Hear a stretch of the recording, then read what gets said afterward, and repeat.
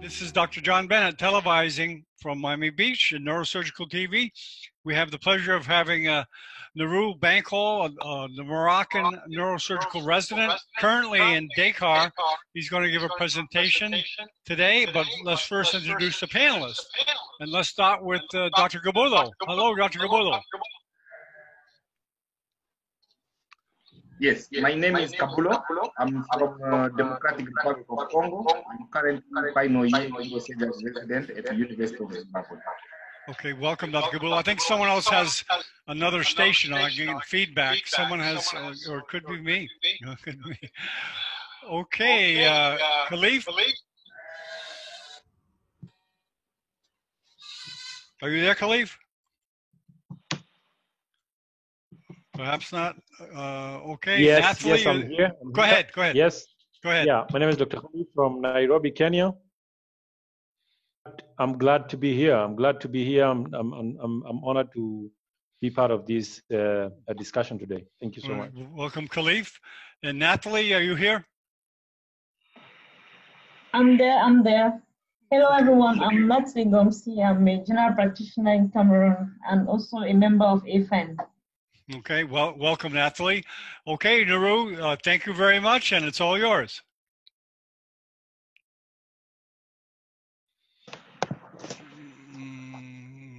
Let me get unmute. Okay, go ahead. Yes. Hello, John. Hello, everybody. Thank you for all to come to join us for this great session of our lecture about AFAN. I am Nuruddin Bankole. I am a resident in neurosurgery in WFNS Rabat Center reference. I am so glad today, this evening, to present you this topic, but I have just one comment about this great and beautiful presentation of Nathalie and Dr. Kabulo. I enjoyed that, and it is a pleasure to me to go ahead with my presentation. I would like to show about Dr. Kabulo and Dr. Nathalie said about basal nuclei, that nowadays, when you have a drug resistant about tremor, nowadays we can use thalamotomy with radiosurgery stereotactic. That is what my screen that I showed mistake last time, but I think we will come back for that. So I will share my screen and we will talk about today. I have 3 short presentations about decompressive craniectomy, meta-analysis of literature. And I will share with you the experience of my department. That is one study I made, a prospective study in 2 years about decompressive craniectomy in severe traumatic brain injury, with a correlated result with transcranial Doppler, like monitoring of intracranial impression without monitoring. And I've done another study with my colleagues to make out this that is about decompressive craniectomy, who and when, who have to go, who you have to operate, and when you have to operate. That is a big challenge nowadays about this question. So I think I will, it's a short presentation. I will go ahead. So we will start about the meta. It is like you want. If you want, I can present the first time short experience about our department, and we will go to literature review, meta-analysis. What you prefer? Whichever you want. I don't know what the other panelists prefer. I think I will go to show you shortly the experience of my department. Okay. And we will go to meta-analysis discussion. It is okay? Yes, it's fine. Yes, I think that's a good idea. Great.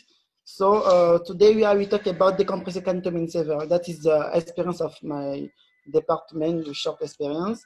That is our plan. I will go ahead because we are late. In introduction, all of them, we know that traumatic brain injury remains a major public health problem worldwide. It is the leading cause of mortality and disability across the globe, with low and middle income countries like my country facing the greatest disease burden. The place of transcranial Doppler in the management of all severe traumatic brain injury remains today important in the therapeutic decision making. Of course, without monitoring of intracranial pressure, we don't have that in our country. So we use the Doppler transcranial to have an idea about our intracranial pressure. And we know today the decompressive craniectomy, as for him, remains little controversial. The aim of our study is to show the correlation between the transcranial Doppler and between the clinical state of the patient, as well as the brain lesion found in neuroimaging, and to show the limit of the indication for decompressive craniectomy. So this is a prospective monocentric study. Included all patients for severe TBI who benefited transcranial Doppler and decompressive craniectomy between March 2007 to March 6, 2019. And we throw back literature to find study and review about decompressive craniectomy in last past decade at nowadays.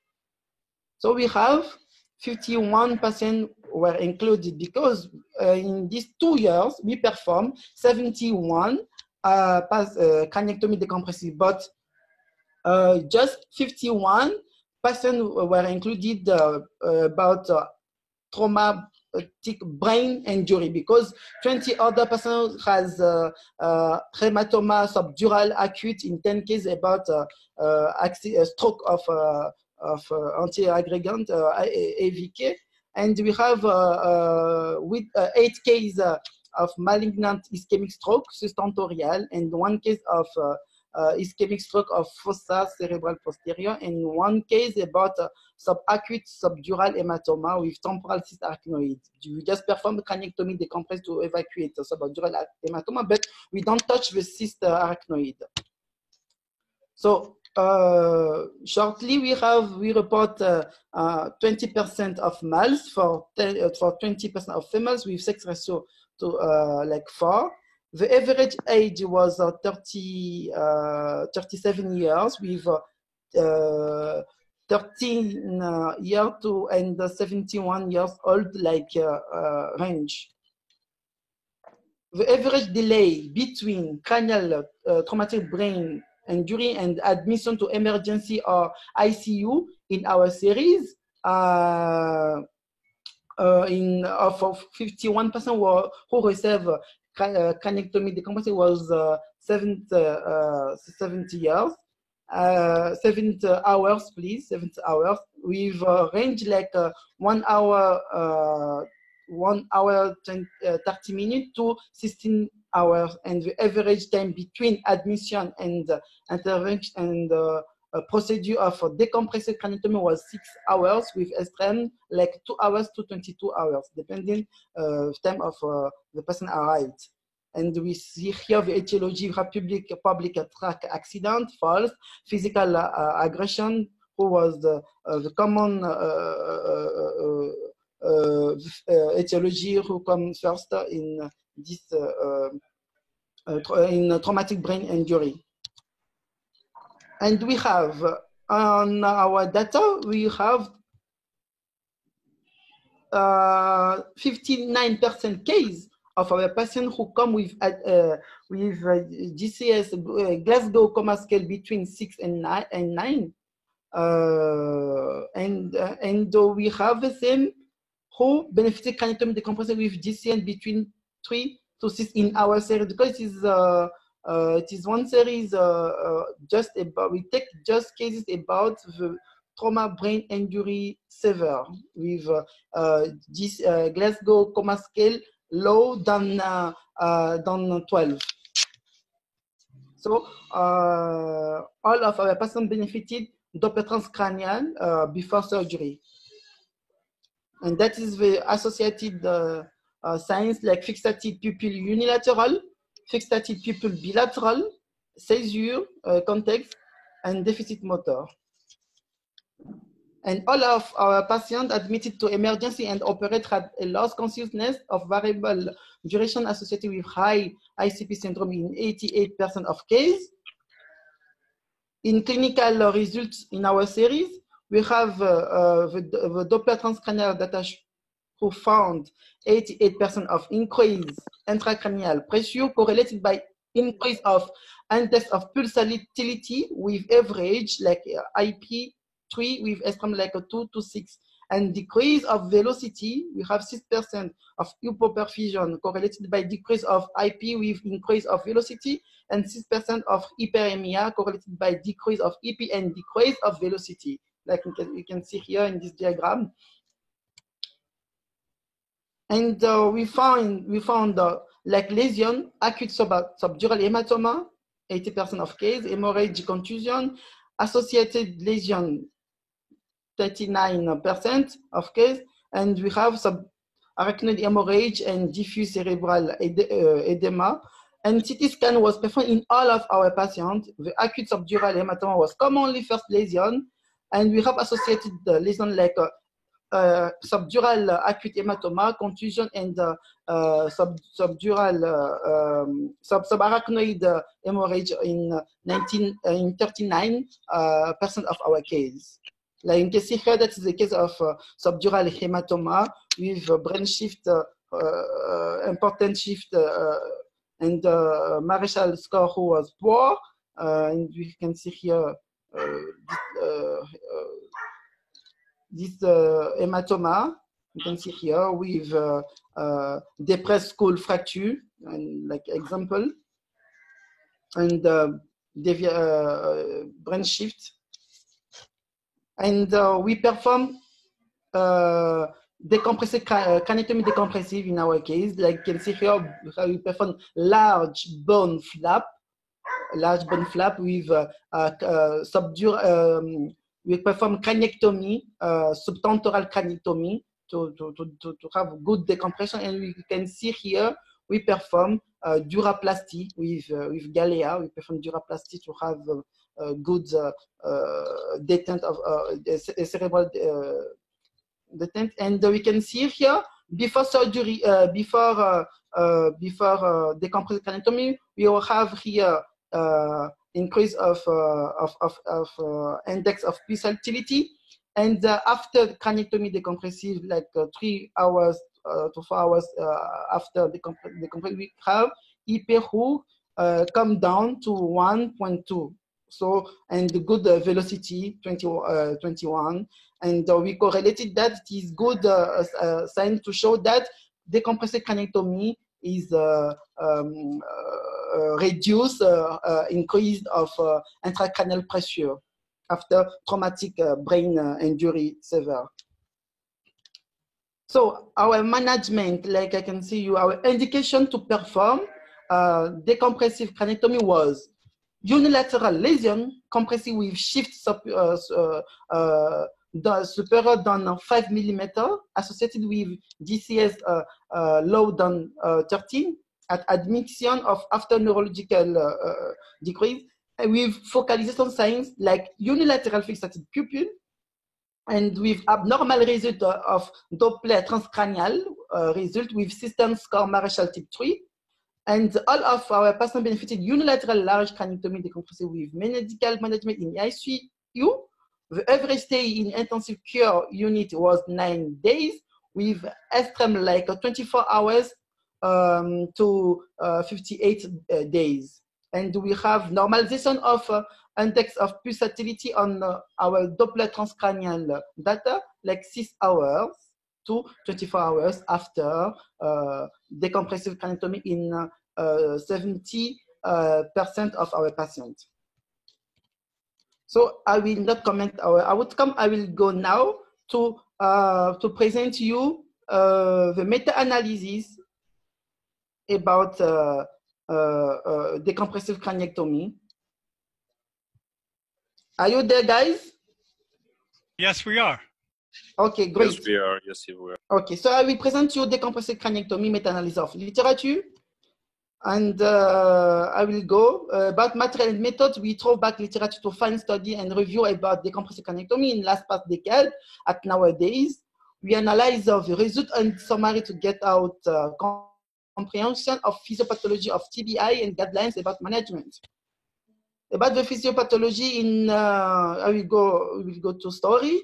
In 78-3, Monroe deduced that the cranium was a rigid box filled with a nearly incompressible brain, and that its total volume tends to remain constant. The doctrine states that any increase in the volume of the cranial content, like example brain, blood, or cerebrospinal fluid, will elevate intracranial pressure. All of them, you agree with me about this doctrine. Furthermore, if one of these three elements increase in volume, it must occur at the expense of volume of the other two elements. In 1824, Kelly confirmed many of Monroe's early observations. When the brain is injured and starts to swell, or there is a mass lesion such as an intracerebral hematoma, the compensation is made at the expense of blood and CSF volume.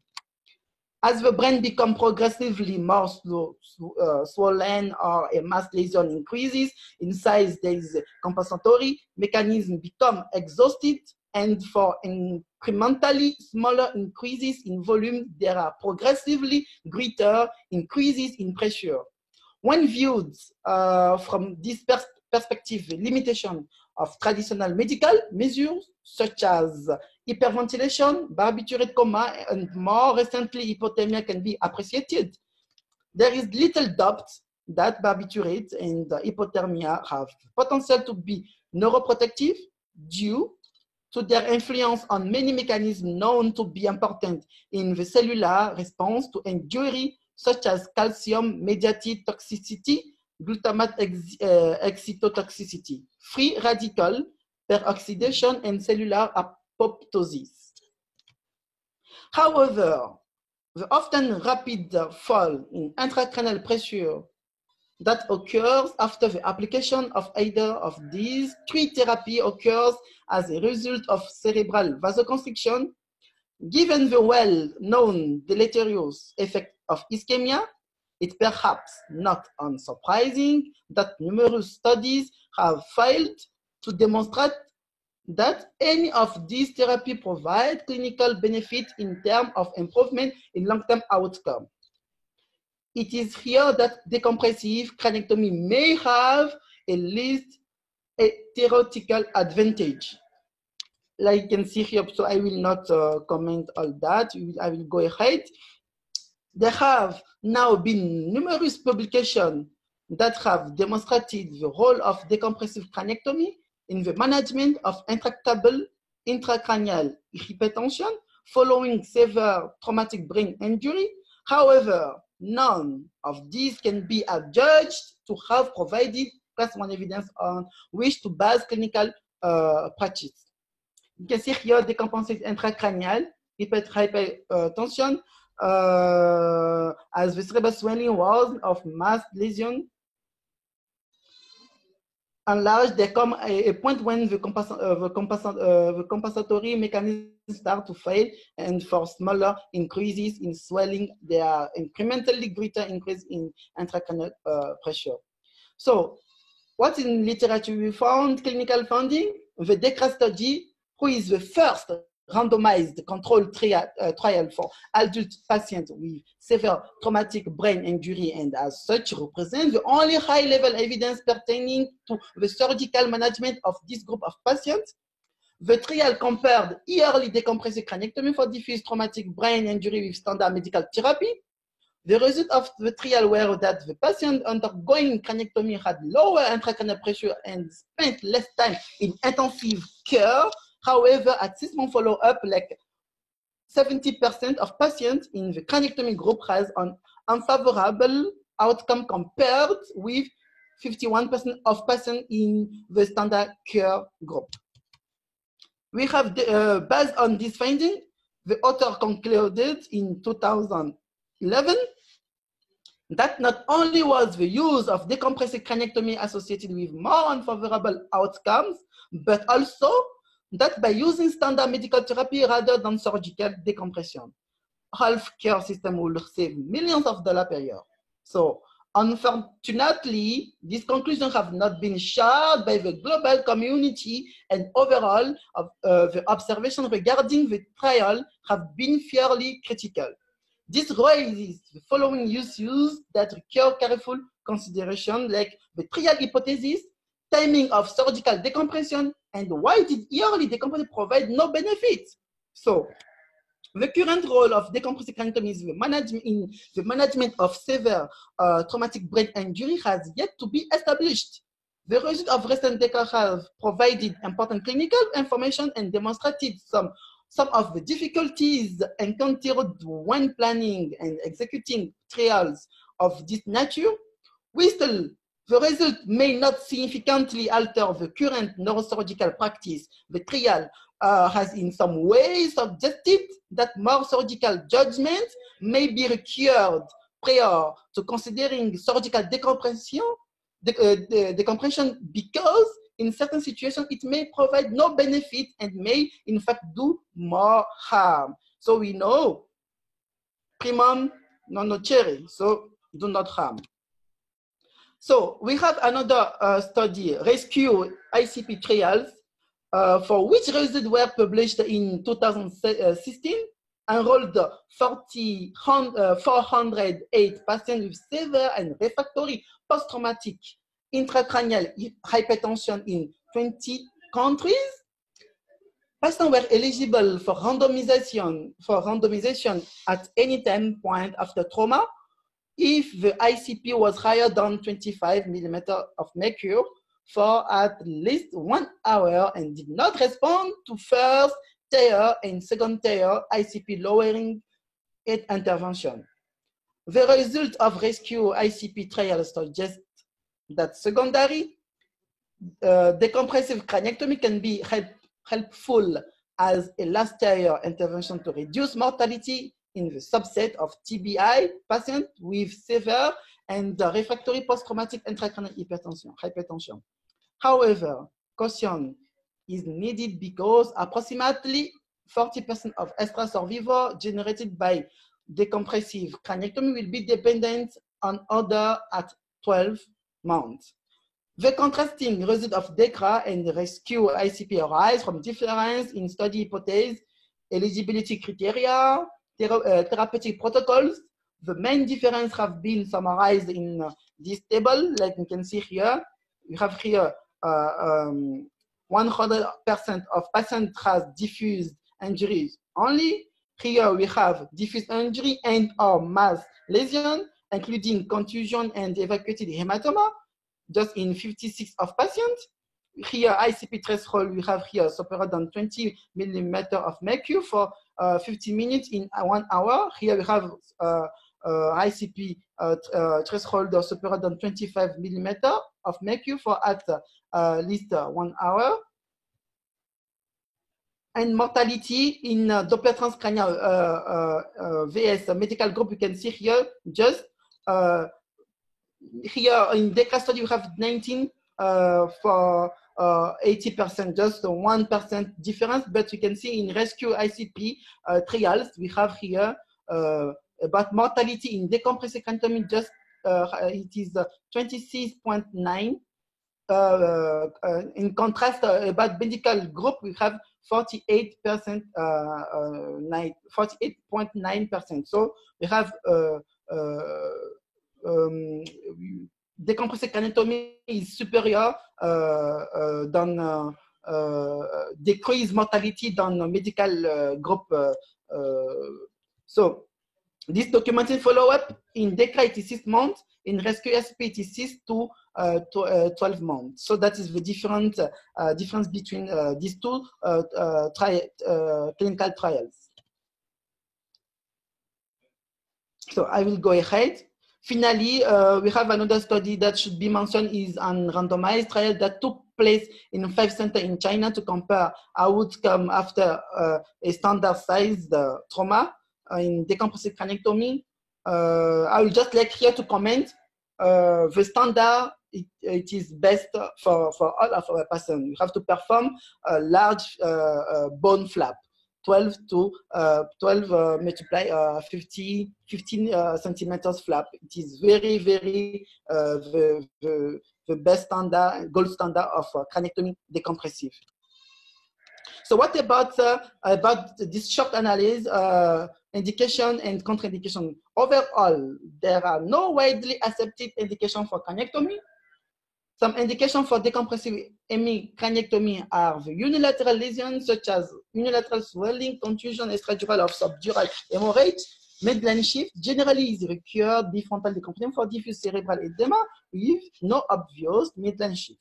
The best time to decompress a patient is still under discussion, but yearly decompressive craniectomy within 24 hours after injury is recommended for several head injured patients without brainstem dysfunction require neurosurgery for removing intracranial collection.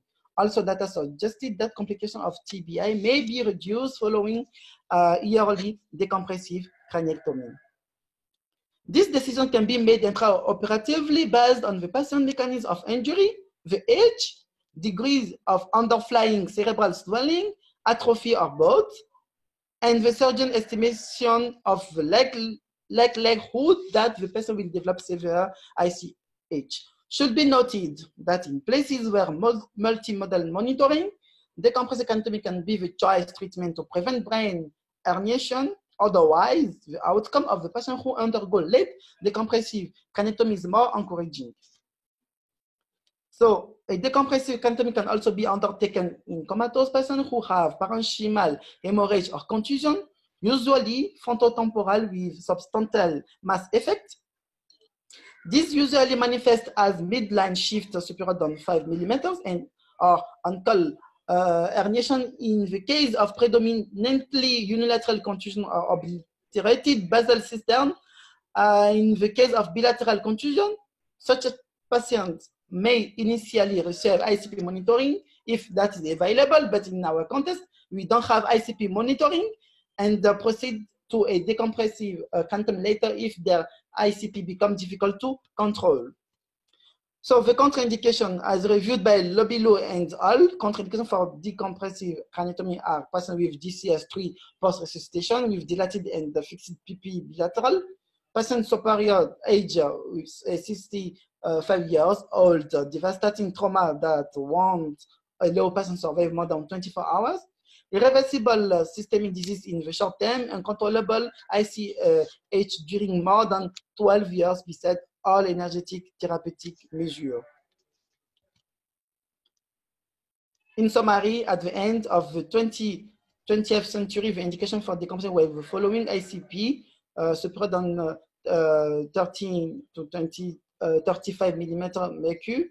The age, we have age lower than 50 years, and DCS superior than 4 CT signs of brain swelling. Associated mass and DCS3 plus bilateral fixed PP excluded. So I will go now about the this presentation about that's what we have made recently with my colleagues, Dr. Denou Moussa, in our department. I will go so quickly just to show you what is our conclusion after all that. In literature, like we can see, the mortality since 1999, and I recommend you to can read this this paper who just published. And this is our analysis. You can see evolution about the outcome. It is the diff, vegetative status, depend of nursing, not depend at home with handicap, and independent of autonomy was complete or not, and complete autonomy. Like we can see here, just to show the difference between craniectomy decompressive and medical treatment in traumatic brain injury. You can see 26 0.9%, like I showed last time, for study of DECRA and rescue.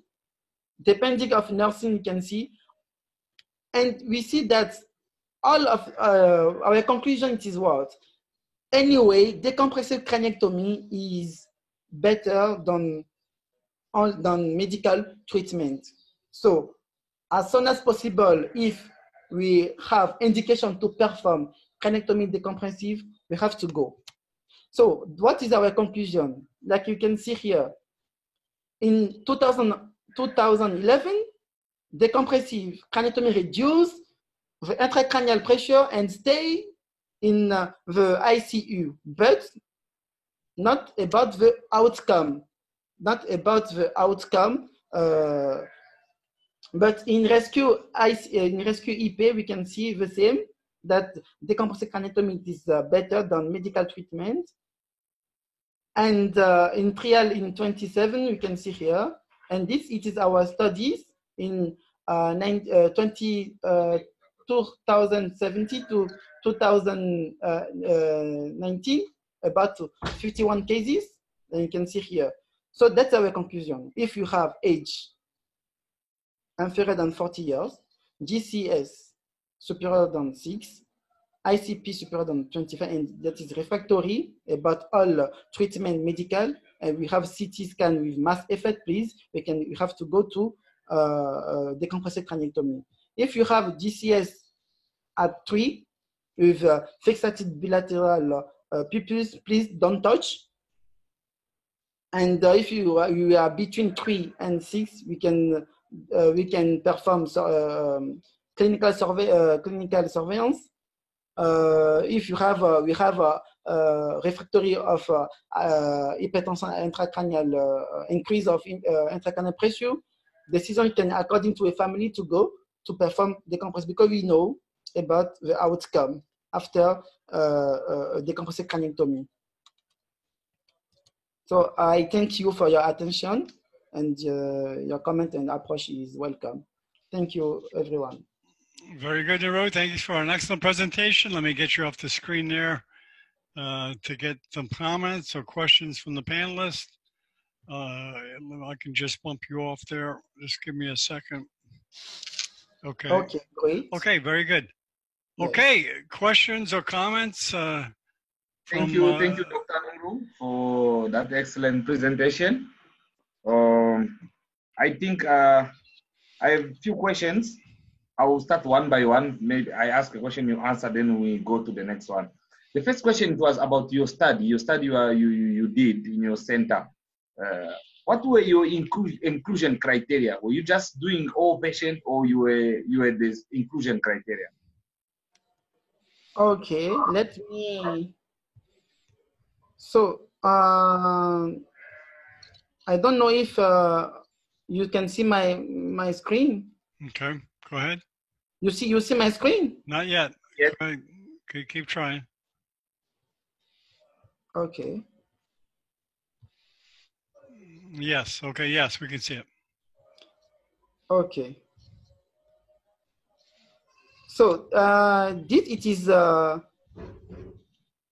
is our indication to perform decompressive craniectomy.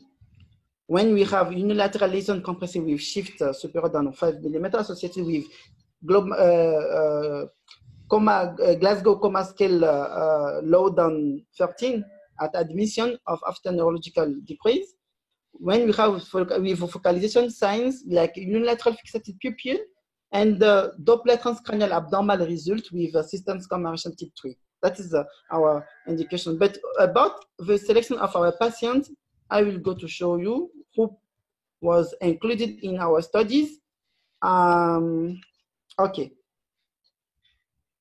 So it was a prospective monocentric study, included all of patients for severe traumatic brain injury who benefited transcranial Doppler and decompressive craniectomy between this period, 2 years period. We studied sex, age, clinical Glasgow outcome score, and Doppler transcranial data and outcome. And we have 51 patients were included, just for TBI. And that is our result. We can see here more males common more than females, and the average age it is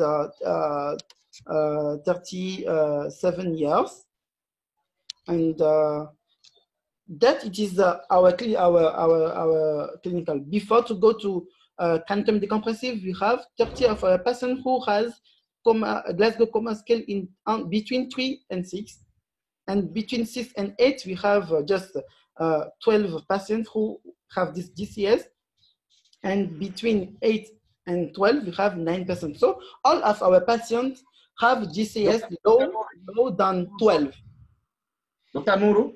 Yes. Can you go back to the slide where you were showing the selection criteria? This? Yes. You said you performed that to the patient with severe traumatic brain injury. Yes, if I got you well. Yes. And This study just for this. Severe traumatic brain injury, it's a Glasgow Coma Scale of 8 and below. So my question was, did you also include, or you were excluding patients who came with a Glasgow Coma Scale? Because down there now you are talking about the patient who came with Glasgow Coma Scale of 9 to 12. Or 12, it's not severe, it's moderate. So yes. were you I am agree with you. We take all patients who has Glasgow Coma Scale low than 12. Low than 12. If you see in our result here, you can see that we done this diagram. We can see that 12 GCS like 12 don't nothing. It is low than that. It is low than 12. So we have GCS like 9 with pupil, fixative pupil, 10, and sometimes 11.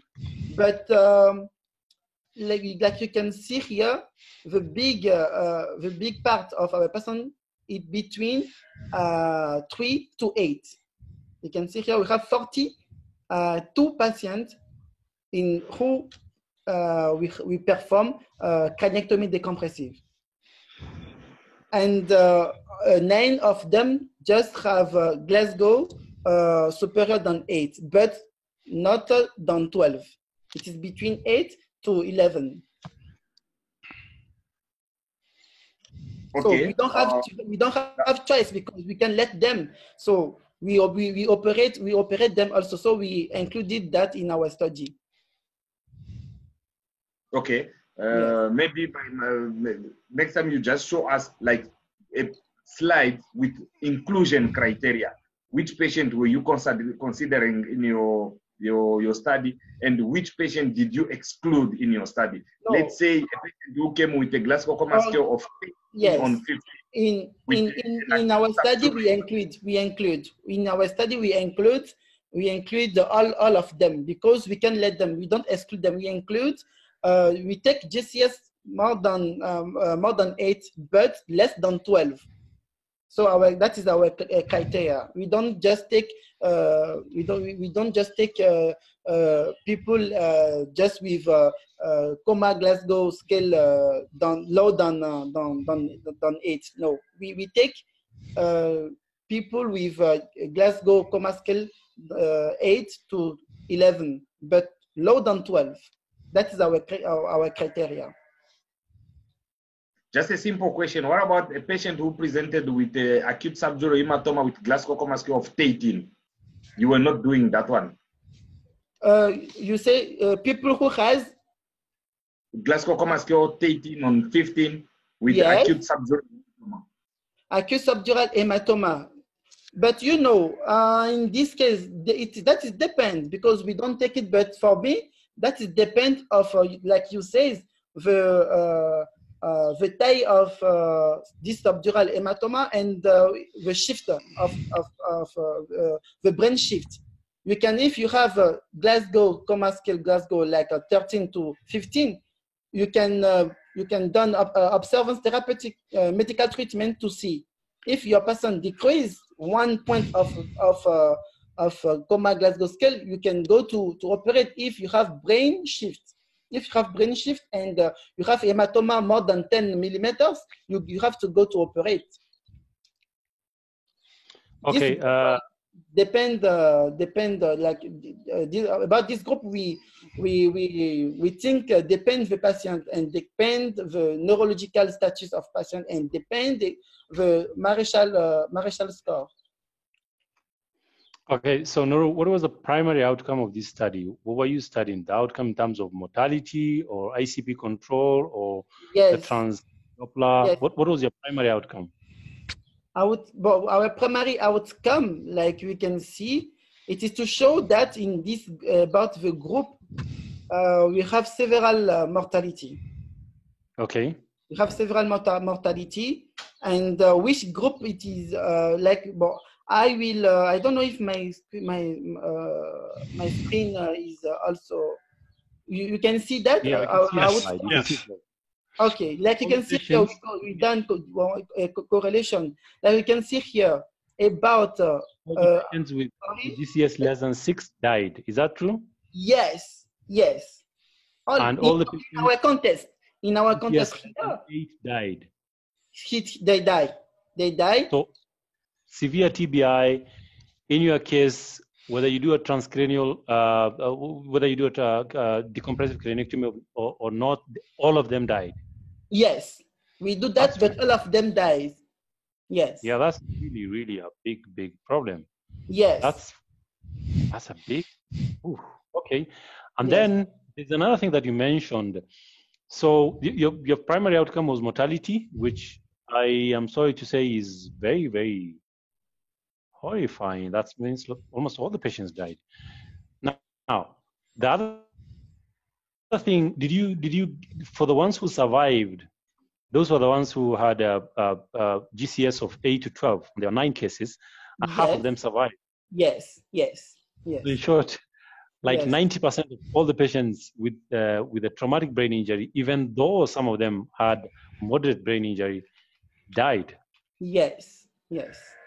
All right. Okay.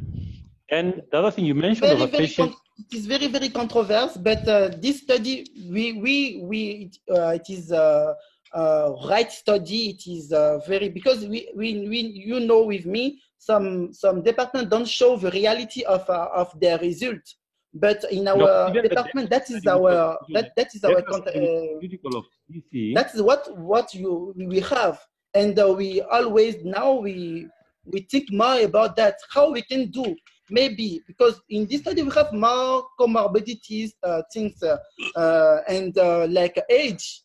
We have some So now, to give explication about that. Because I get you. Yes. So what is our conclusion about the analysis? Because you can see that about the associated lesion. You can see that we have 33% of our persons who have associated lesion.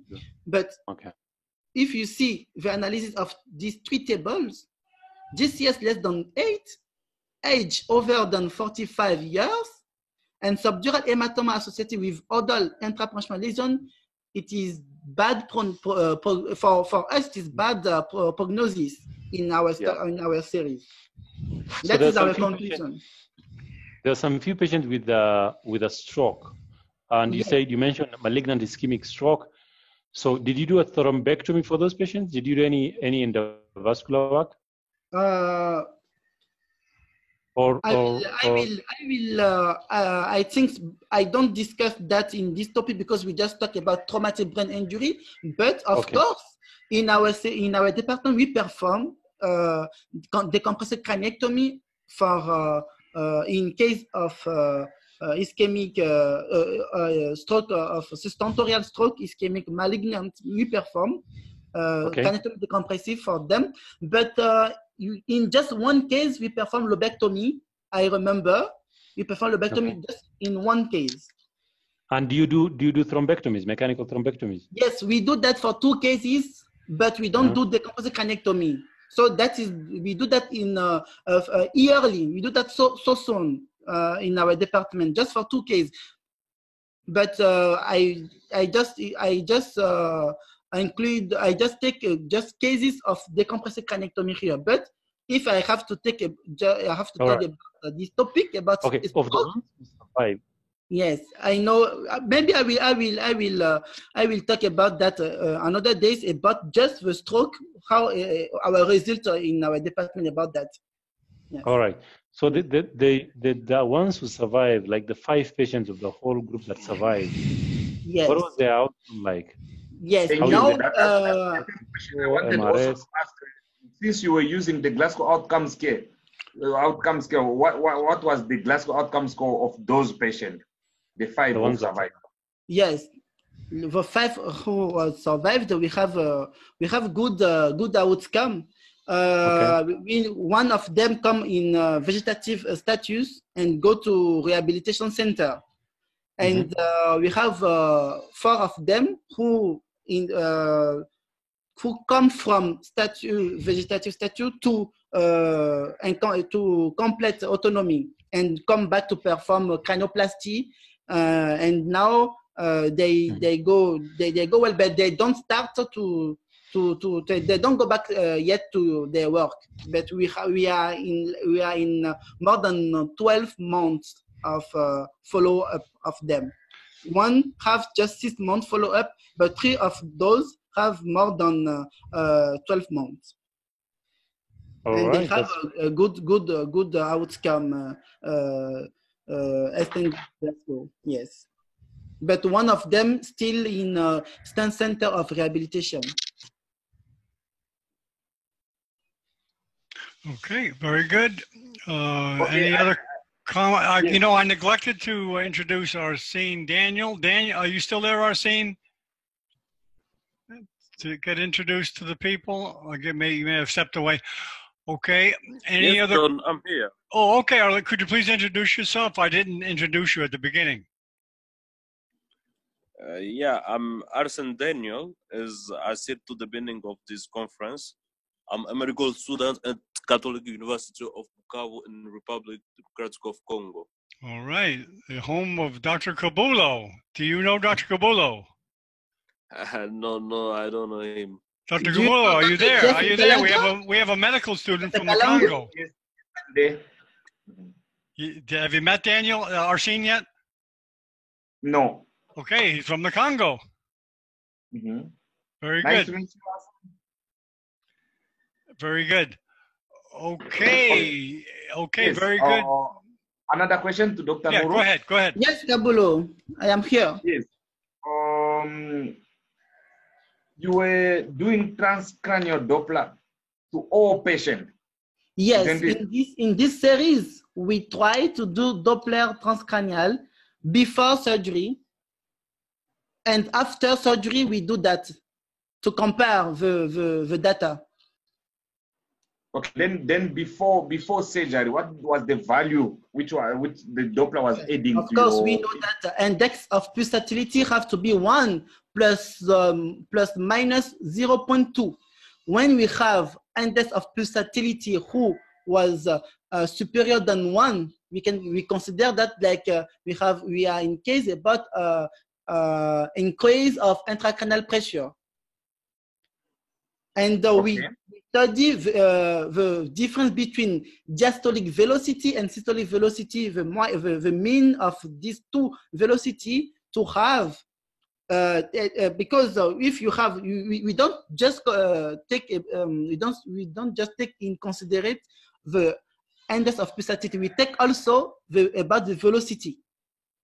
So there is the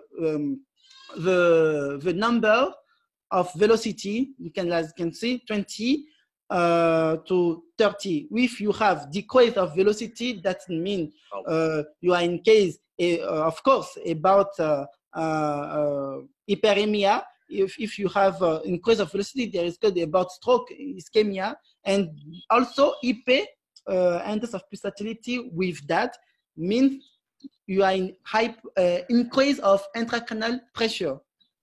So when we do that before surgery, we have an idea about the circulation in brain. And after surgery, we go to do control of that if we have if you have a decrease of index of pulsatility, and in 70% of our case, of course, after surgery, we done this remark that index of pulsatility come to normal. But you know, in our context here in ICU, we don't have good good management, good neuro monitoring, good. So our patients sometimes go to infection, meningitis, many problems, and they die. We can just also say that it is because 100% it is because just of decompressive craniectomy. So maybe many things can come in consideration to explain this high mortality in severe trauma brain injury. Two last questions. The first one was when were you doing it, like on admission of the patient or before surgery? And if it's before surgery, how many hours? And then after surgery, how many hours were you doing that? And those patients who died, was there a change comparing to the pre-op result? Yes, of course. If for the patient who come like GCS3 fixated bilateral pupil, you don't see any circulation in Doppler transcranial. You not so you are in oligoemia. And like I told you, our range about admission before surgery, it is what, 6 hours? It is 2 hours to 22 hours, depending the time that the patient arrived before the trauma. Because some patients live so far, those patients don't come early, and they have maybe just Glasgow Coma Scale, like you say, in 13 to 15, and don't come immediately, and that is maybe decrease in the time in 4 hours after the trauma. And so depend of all that. Anyway, before surgery, we perform Doppler transcranial. And after surgery, it is depend. We perform after surgery, 4 hours after surgery, we perform Doppler transcranial. After 12 hours, we perform another, and 24 hours we perform. And every day we perform Doppler transcranial after surgery, after decompressive craniectomy. We perform that.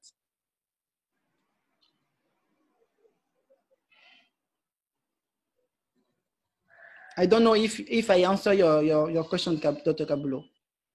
Yes. The last question I asked, it was there a change on the velocity index after operation to those patients who died?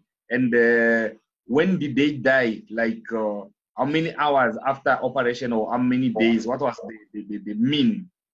Okay, about the means, like I told you, it is like in 24 hours to 58 days.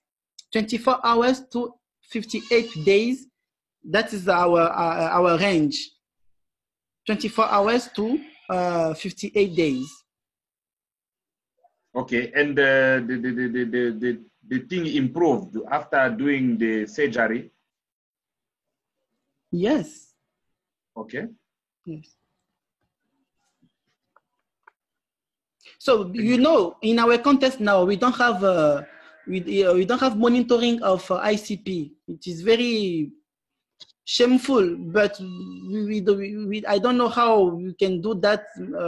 We don't have monitoring. So what we have is just to perform Doppler transcranial. That is our option now in Morocco. It's okay. Yes. Thank you.